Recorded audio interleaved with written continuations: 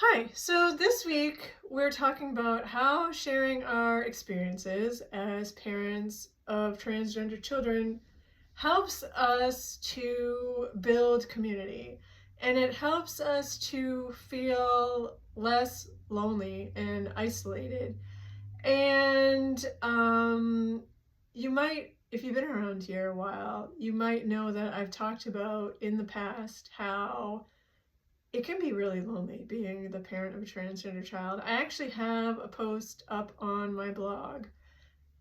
If you search for being the parent of a transgender child is lonely in the search bar on the blog on my website, it will pull that post right up and you can read it.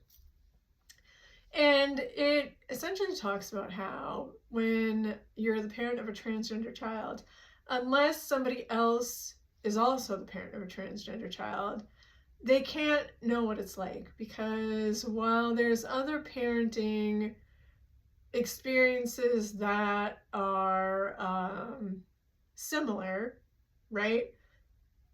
They aren't the same. Like, you can't know how it feels to learn that your child is transgender, or what it's like to have to adjust to like a new name and pronouns, or like all the things that just go along with it, unless you've experienced it yourself. And so it can feel really lonely when people aren't connecting with you about how you're doing after your child comes out. And so I wrote a whole post about that.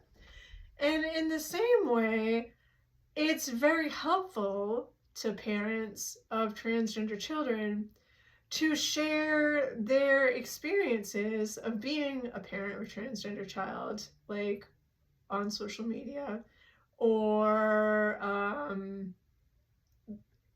with each other if you have a community that you belong to, so that other parents don't feel so alone in their experiences. And so then they can be like, oh, I'm experiencing that too. Or my child has gone through that same thing. Or I was wondering about that also. So thank you for sharing the information that you have found or the experience that you went through. And so it just helps to know that what you are going through isn't just, we don't live in like a bubble in isolation, right? And so it just makes you feel better. It just makes you feel better to know that you're not just wandering out in the desert alone on your journey. And but that's exactly how I felt when my son came out, because I didn't know anybody who had a transgender child. And also, I didn't belong to any, obviously, support groups or like online groups, and I wasn't writing um, a newsletter then, and I didn't have a social media account that talked about it. So it was just me and the internet looking for information. And so I felt very alone. I felt like I just was trudging along and I had nobody to talk to, and I didn't have anybody to look to be like, this is what I'm experiencing. Did you go through this too? Or is this normal? Or like, what should I expect? Because who was I going to ask? Like, I didn't have that. And so I think that when we start talking about what we've been through and how we're feeling and what we're learning, then other people can make those connections and learn from us and learn with us.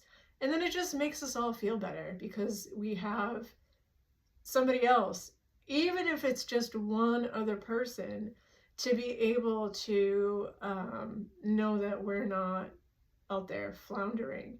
And so I just wanted to hop on here and talk about that. Like, if you are the parent of a transgender child and you have not found some people to connect to yet, I really want to encourage you to start following some accounts on social media. I mean, you found this video here today. You're more than welcome to follow me. I talk about being the parent of a transgender child all the time.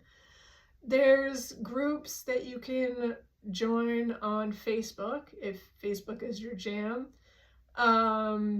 There's pages on the internet that you can read.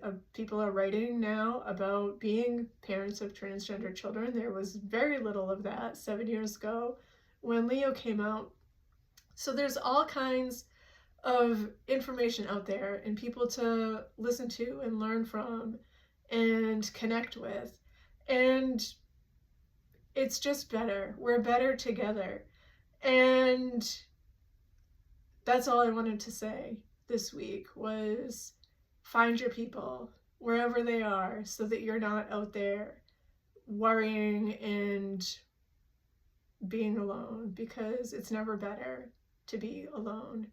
And we will talk again real soon.